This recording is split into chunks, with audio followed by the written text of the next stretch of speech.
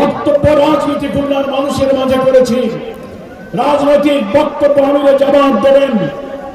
একটা কথা শুধু খুলনাবাসী দেশবাসীর জন্য বলবো, আর আমিরে জামাতকে কাছে পেয়ে খুলনাবাসীর পক্ষ থেকে খুলনাবাসীর মনের কয়েকটা দাবির কথা আমাকে দায়িত্ব দেওয়া হয়েছে আমিরে জামাতকে জানাবার জন্য, সেটা আমি বলবো।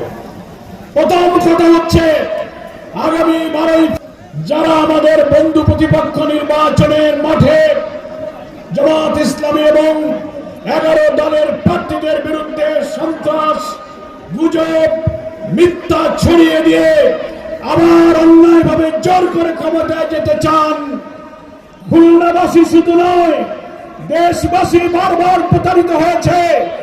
দুর্নীতি, চাঁদাবাজি, ভিন্নমতের দমন, বিচারালয়কে হস্তক্ষেপ করে কর্তৃত্ববাদী শাসনের সাথে যাদের সম্পর্ক ছিল, বাংলাদেশের মানুষ আর তাদের কখনো গ্রহণ করবে না।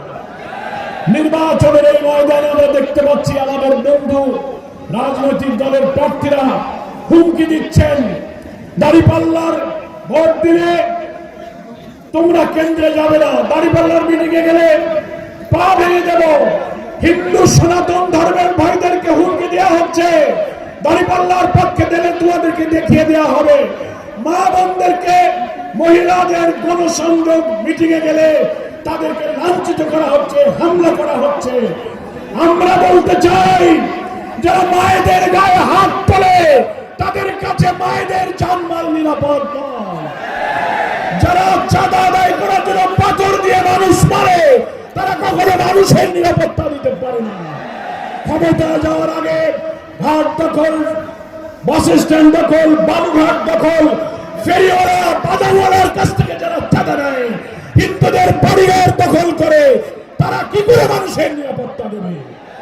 ফলে 11 দল জামাত ইসলামী সহ আমরা অঙ্গীকার করেছি, 54 বছরের শাসনে সবাই দুর্নীতি করেছে, দলীয়করণ করেছে, অর্থনীতিতে লুটপাট করেছে, ভিন্ন মতকে দমন করেছে, ন্যায় বিচারকে ক্ষতিগ্রস্ত করেছে।